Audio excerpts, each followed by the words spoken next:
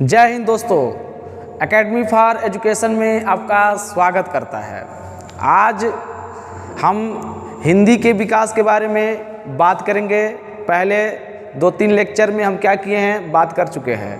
आज उसके continue series की बात करते हैं। देखिए, आज जो है हम शुरुआत करते हैं भाषा का विकास और शिक्षा शास्त्र।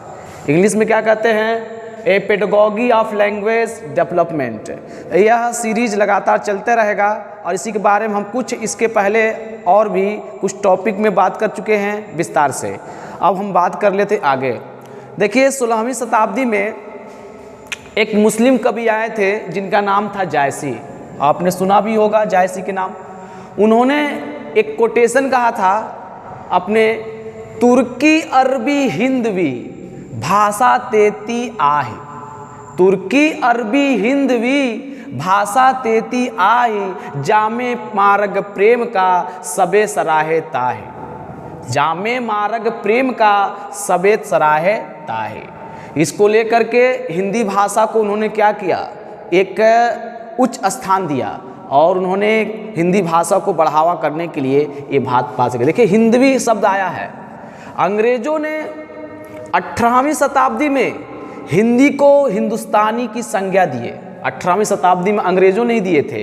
बापू बंकिम चंद्र चटर्जी ने 1876 में बंग दर्शन में लिखा है, क्या लिखा है, हिंदी शिक्षा ना कर ले, हिंदी शिक्षा ना कर ले, कोनो क्रमे ई चलवे ना। इसका मतलब क्या हुआ, अगर हिंदी शिक्षा आप ग्रहण नहीं किए हैं तो आप कोई कोनों में नहीं जा सकते हैं, ना चल पाएंगे। आपकी जो आगे की जो बढ़ाव है वो बढ़ाव नहीं हो पाएगा, पीछे ही रुकते जाएंगे। इन्होंने कहा है बापू बंकिम चंद्र चटर्जी 88। किसमें कहा है, बंग दर्शन में, बंग दर्शन में। हिंदी का महत्व, अगर हिंदी का महत्व की बात किया जाए तो संसार में कुल मिलाकर 2800 भाषाएं हैं। ये अपने आंकड़े हैं जिसमें बताया जाता है 13 भाषाएं ऐसी हैं जिसमें से 60 करोड़ हिंदी तीसरे नंबर पर है। मतलब 60 करोड़ से अधिक लोग क्या करते हैं, भाषा बोलते हैं, जिसमें हिंदी तीसरे नंबर पर है और 30 करोड़ के आसपास भारत में क्या, या पूरी दुनिया में हिंदी भाषा क्या बोली जाती है। अंग्रेजी जो है पहले नंबर पर है, 113.2 करोड़ लोग क्या करते हैं, हिंदी बोलते हैं। जबकि चीन का मंडारिन भाषा 111.7 करोड़ लोग बोलते हैं। हिंदी एक जीवित, एक सशक्त भाषा है। भाषा क्या होती है, जीवित होती है, सशक्त होती है, आगे क्या करती है, हमें बढ़ाती है। हिंदी ही क्या है, एक हमारी जननी है, मातृ जननी है। महत्वपूर्ण तथ्य की बात कर लेते हैं कि भारत के अलावा Burma, Myanmar, Lanka, Sri Lanka, Mauritius, Trinidad, Fiji, Malaya, Suriname, दक्षिणी एवं पूर्वी अमेरिका, यहाँ तक कि अब तो धीरे धीरे पूरी दुनिया में हिंदी का महत्व क्या है, बढ़ता जा रहा है। यह बेसिकली यहाँ हिंदी लैंग्वेज को प्रमोट किया जाता है। हिंदी एक जीवित और सशक्त भाषा है। महत्वपूर्ण तथ्य, परिवार एक समाज का लघु रूप होता है। परिवार क्या होता है, एक समाज का लघु रूप होता है। किसी व्यक्ति की बौद्धिक योग्यता सर्वश्रेष्ठ माप उसका शब्द भंडार होता है। ये बात तो सही है।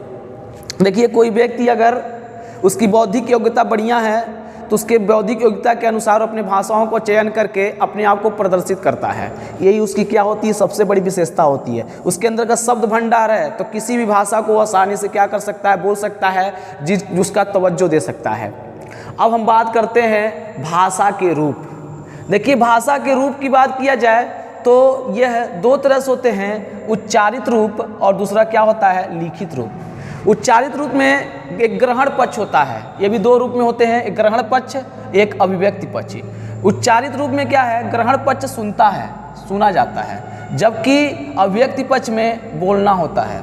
और दूसरा क्या है, लिखित रूप। लिखित रूप में ग्रहण पक्ष और व्यक्त पक्ष होता है। ग्रहण पक्ष पढ़ता है या पढ़ना होता है, और व्यक्त पक्ष में क्या होता है, लिखना होता है। तो भाषा के 2 रूप होते हैं, एक उच्चारित रूप होते हैं, एक लिखित रूप होते हैं।